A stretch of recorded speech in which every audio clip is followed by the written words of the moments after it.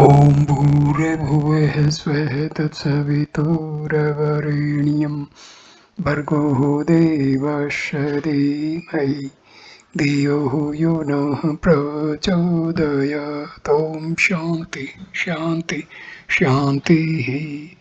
Namaskar my dear friends, this is fifth video on human brain and its potentials. This video starts with human brain source of miraculous power. If one measures the height of his body by his own hand, it would approximate only about 86 fingers breadth in general. The organization and function of this ordinary specimen is so splendid that no sophisticated machine could match the ordered assembly and efficiency of its components. Its automatic activities in normal case are so perfect that they appear to have been derived by mathematical principles. Its regulator, the brain, appears like an astonishing creation of the Almighty. At a gross level, the major functions of the brain deal with knowledge acquisition and biological and physiological information processing, activation and control of body functions, harmonious organization of the activity in the body as per the state of the mind. If we consider the subtle potentials of the brain, we will find that its above-mentioned routine function could be expanded to unexpected extent, so much so that one could be able to get absolute knowledge about everything existing in nature, placed anywhere it in the cosmos. One would be able to communicate with any desired person at any place, howsoever far, without the help of any external device. If the hidden potentials of brain are aroused completely, one would be able to lift with ease anything of whatever weight from anywhere in the world. One would be able to control the minds of others, induce them to be an unconscious state, or even kill someone at a remote place, may even regulate the functioning of everything existing in the world. The supernatural potentials and talents termed as Astasiddhi and Navanidhi in the Indian scriptures are the expressions of the miraculous powers of brain which were attained by our ancient yogis through mental concentration and meditation with sublime spirituality. Divine incarnations have the supernatural faculties awakened since birth. Religious scriptures cite many examples of this sort. Several incidents of this kind are associated with the life of Jesus Christ. Once he was traveling barefoot with a handful of his disciples when they felt exhausted after a day's sojourn. Jesus told one of the disciples to go up to a particular distance in a particular direction and bring back the ass who was grazing there.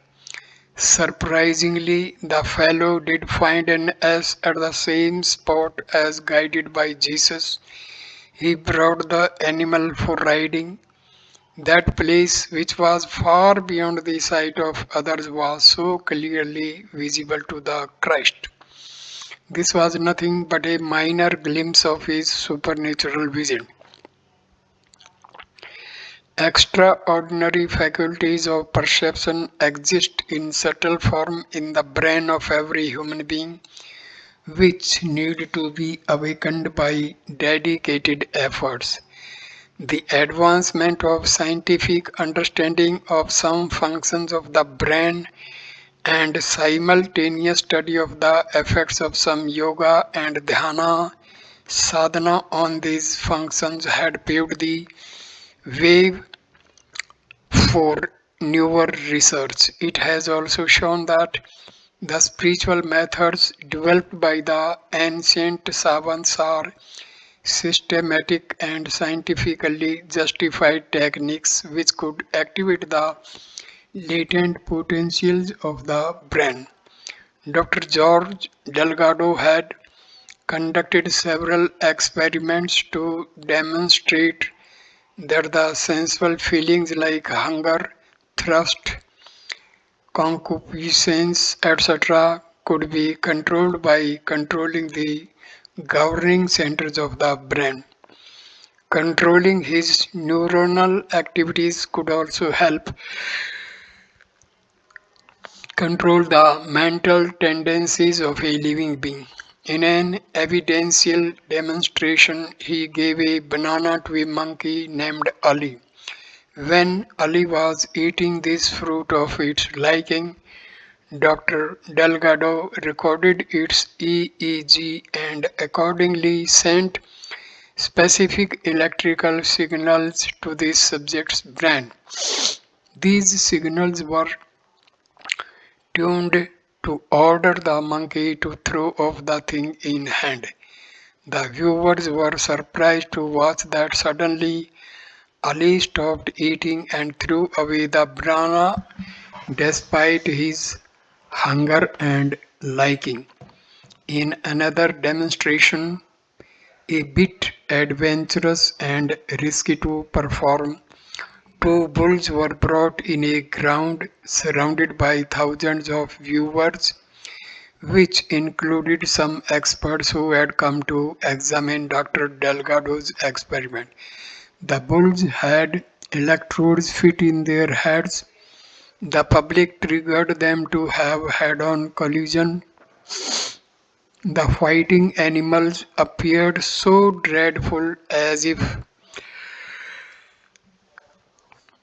they would crush each other. Just then Dr. Delgado sent a signal conveying the message that peace is better than fight to both the animals. These signals had electrified the nerves of the bulls so as to stimulate the secretion of certain hormones and suppress that of the other. Within no time, the bulls were seen standing calmly near each other like domestic goats. Although their hissing continued, but there was no excitation in them. Dr. Delgado had also successfully used the method of controlling the specific nerve functions through electrical charge for the treatment of many patients. At least 20 watts of electricity flows continuously in the brain of a normal human being throughout his life. This generation and conduction of bioelectricity is a part of the normal automatic functioning of the brain. If a neuron could be excited by some processing, then because of its electrical energy, it would work like a dynamo. The million billions neurons would collectively be equivalent to million billions of dynamos. Just imagine then what a gigantic amount of power, heat, light, electricity, etc. that could be generated from the brain. Understanding of the electrical activities of the neural network and related findings of modern sciences appear superficial when compared with the descriptions of the internal power of the brain as cited in the ancient scriptures. The divine powers of Lord Indra and Savita are said to be present in the inner core of the Sahasrara in human brain. The gods Rudra and Pushan are said to exist subtly on its backside. These divine powers were identified by the rishis as the source of the conscious and unconscious faculties of mind. Scientific findings have so far discovered that the cerebrum is the principal portion of the brain where all the nerves and veins meet collectively. This portion keeps control over the sensory and motor functions of the body. The backside of the brain is so far been analyzed as the center of memory. The electrical impulses for the subconscious and unconscious activities of the brain are considered as emanated from this portion. The activities of the conscious mind and the cerebrum reflect the existence of life in a human body. The development of body in the fetus begins from the growth of the cerebrum. The latter controls the development and organization of other organs.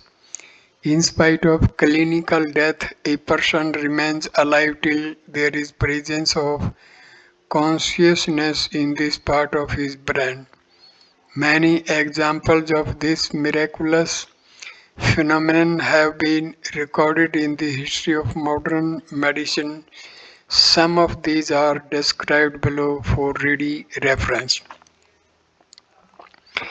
A Britisher named Frank Lazuli had died of heart failure in Calcutta sometime in 1896. Many members of his family had also died of similar attacks, so his death was confirmed without further investigations. His coffin was buried in a nearby graveyard. His relatives wanted to bury him in the grounds of St. John Chapel, but they could get the permission only after 6 months. Then, as per the rituals, his coffin was opened. People were stunned to see his dead body. His body was originally kept straight with his hands folded to form a cross on the chest, but now the body was lying overturned, having its back upwards. His clothes were torn and there were spots of blood in and around his mouth. The coffin was checked properly before his first burial and was closed firmly so that no insects could enter it. What happened then? The forensic experts and doctors inferred that Frank might have been buried when there was still some life in his brain that was unconscious for some time after his heart failed. By the time his brain would have regained consciousness, he would have found himself buried inside the grave. He would not have been able even to breathe inside that airtight coffin. In a shocked state of fear and irritation, he might have tried to come out of that box. In this attempt, his clothes would have got torn, and in the end, he would have died of suffocation after vomiting blood. Another incident of similar kind had occurred in a ladies' hostel in Edinburgh. A resident orphan girl had fallen sick there despite medical treatments. On day, her condi- one day, her condition became critical and all observable symptoms of life disappeared. Her pulsation and breathing also stopped. After a preliminary checkup, the doctor on duty declared that she is dead. However, the warden of the hostel was not Convinced, she said, "I cannot believe that she has died. I will allow her cremation if her body begins to stink." Surprisingly, the girl was lying in that state for about 10 days. Still, there was no sign of degradation of her body. Even the doctors were amazed to see this peculiar body. More startling was the fact that the girl gained consciousness after 13 days and became healthy few days later. The revered saintly expert of Indian classical music Swami Haridas had once gone into trance to demonstrate, on the request of the Sikh king Ranjit Singh, the power of Indian yoga to a British general named Sir Ventura. In two such experiments, the Swami was buried in a muddy pit, once for 10 days and another time for 40 days. In both the experiments, he was found perfectly healthy when he came out. However, the central top portion where the Hindus grow the hair knot shikha of his head had become hot like fire. The portion of brain beneath this spot of head is very important in yoga sadhana. This is called Rodsi of the Saptadhara Soma.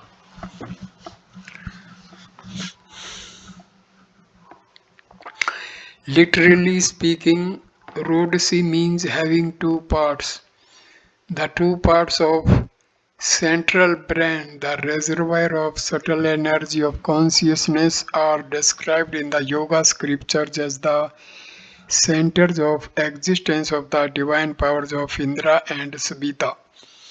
The middle portion of the brain below the center is called Antariksha and the lower one Prithvi. Seven principal streams, Saptadhara of the power of Soma, the eternal nectar of life and energy, are described as Agni, Svargdwara, Atri, Dronakshla, Aswini, etc. These are supposed to exist latently in the middle portion of the brain. Paraslas, Paracelsus has also mentioned about the above described seven powers and classified them into two groups, Apollo and David. He has considered these seven currents to be associated with the spiritual functions and the subtle emotional reflections of the human brain mind. In anatomical terms, the associated seven activity centers of the brain correspond to the seven ventricles. The first two of these are in the right and the fourth is located in the left side of brain. The third one below the top center is connected with the pituitary and pineal glands. The fifth ventricle below the third is attached to the cerebellum. The sixth one begins from the lower end of the brain and expands within the spinal column till the sacroaxial ganglion, the lower end of the spinal cord. The seventh ventricle is spread like a cloud in the right portion of the skull. Varuna, water god, is described in the scriptures as omnipresent in each of the three lokas. Yassa Sarveta Vichakshana Vishta Bhumiradhikstitha Thirutrani Papratuhu Varunasya Dhruven Subha Sa Saptani Bhayati, meaning the mysterious streams of power endowed with the subliminal presence of God Varuna are spread in the three lokas. All these are bound with the brain particles, neurons in the upward direction. This portion is the main center of existence of Lord Varuna. The seven groups of linkages, nerves emanated from this center regulate the entire body and mental functions. Interestingly, the findings of modern research have a simile in the above description. The neuroscientists have found the cerebrospinal fluid to be spread everywhere in the nervous system. 99% of this fluid consists of water only. The comparison of the available scientific results with spiritual deliberations, although in a preliminary state and far from being complete, certainly opens up newer ways for collaboration between the two approaches to the search of knowledge. This would inspire the modern scientist to look into the philosophy and science of spirituality to attempt interpretation, analysis, and implementation of the theories and methods cited in the ancient scriptures. There is wide scope for modern science to research in this area. Different kinds of subtle power of the omnipresent consciousness are described as the manifestations of devatas, powers of God in the Indian philosophy.